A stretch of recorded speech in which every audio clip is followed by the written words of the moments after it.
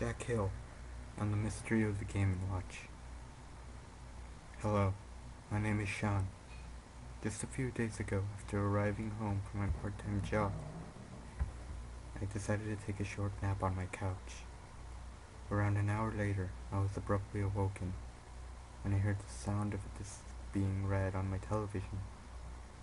Then I rubbed my eyes and noticed that the we'd been turned on. I didn't think much of it.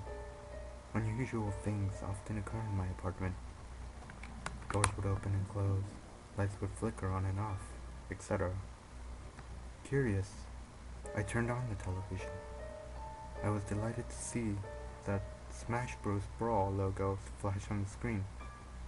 Months have passed since I played that game. I was eager to reclaim my self-proclaimed title as Brawl Master.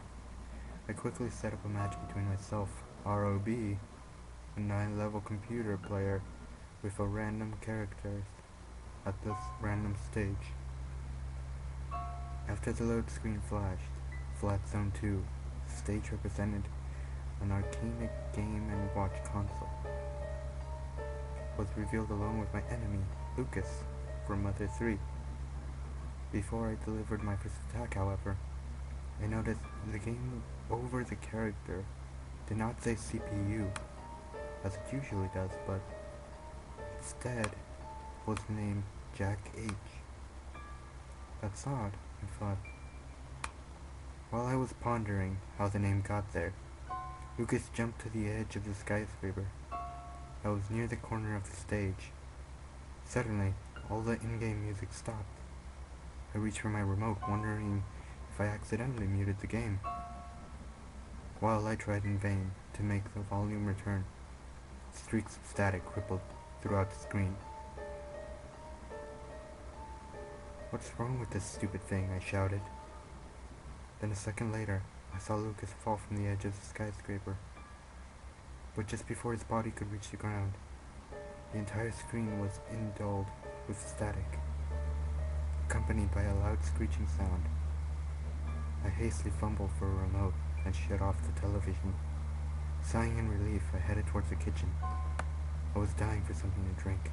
I only made it halfway to my destination before I was paralyzed by a baneful sight.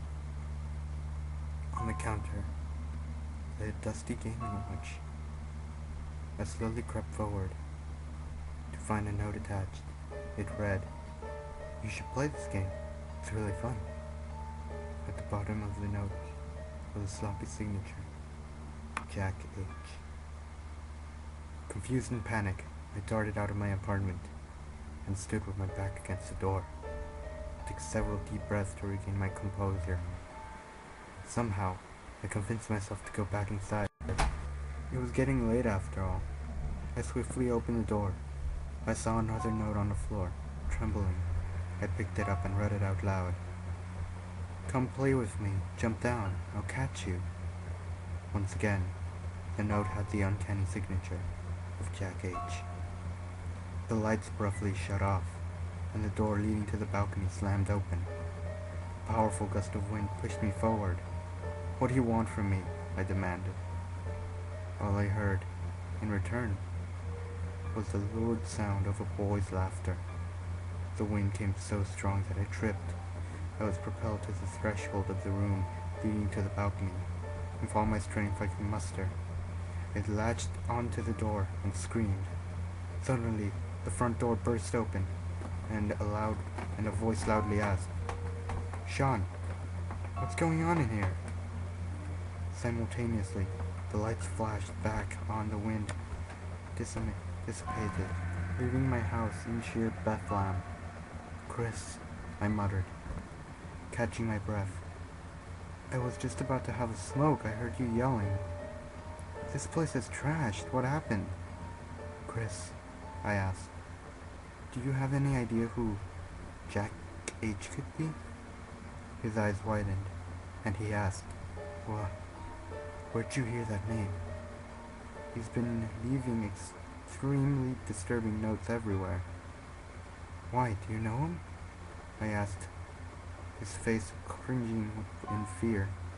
He retorted, "This is really bad. Hurry and come with me. I'll tell you about Jack Hill.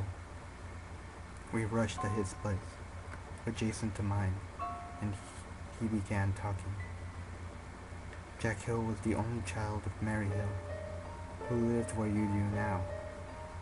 Chris quickly said as gathering as many of his belongings. As you know, I've lived here for a very long time.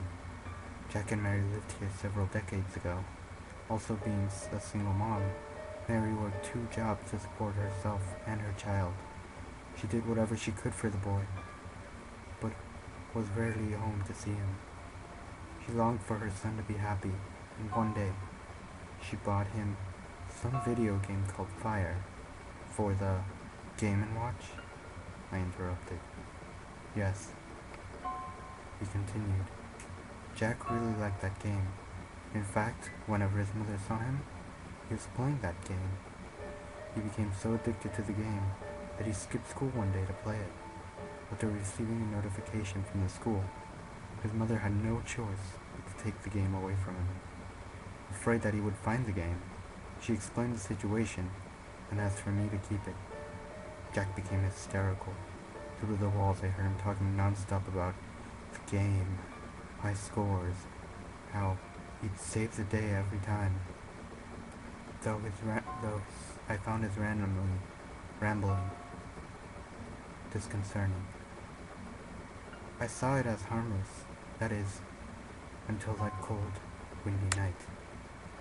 That night, when Jack's mother arrived home, he begged her to play with him. Sure, what would you like to play? She said. Then I heard the door barge open, followed by a strange request. Jump down, I'll catch you. The last thing I heard was a terrifying shriek next door. I ran there as fast as I could, but when I opened the door, all I saw was the deranged face of Jack Hill, standing next to the ledge of the balcony. What have you done? I asked. He flourished a big smile, one that felt like 1,000 needles piercing my skin, and jumped off the building. After Chris told the story, he had finished stuffing his belongings in a suitcase. Listen to me, Sean. Both of the people who lived there before you also leapt to their death. I refuse to see another life disappear before me. The police may think these suicides are coincidences, but I know Jack Hill had something to do with it. His rancor will never be put to rest. Sean, we need to move immediately, before it's too late. I'm leaving now. Best of luck to you.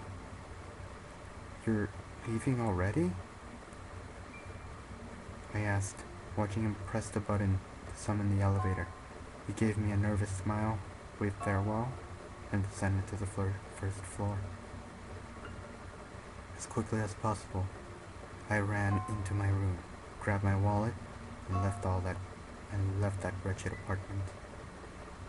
2 days after these events, I am now typing this at a hotel a few blocks away. My student loans can't pay for my stay here much longer, and I certainly can't afford to break my lease. But I am terrified to return to my apartment. But I can't think of anything else to do. If someone here can think of something to do, let me know as soon as you can. I'm running out of time.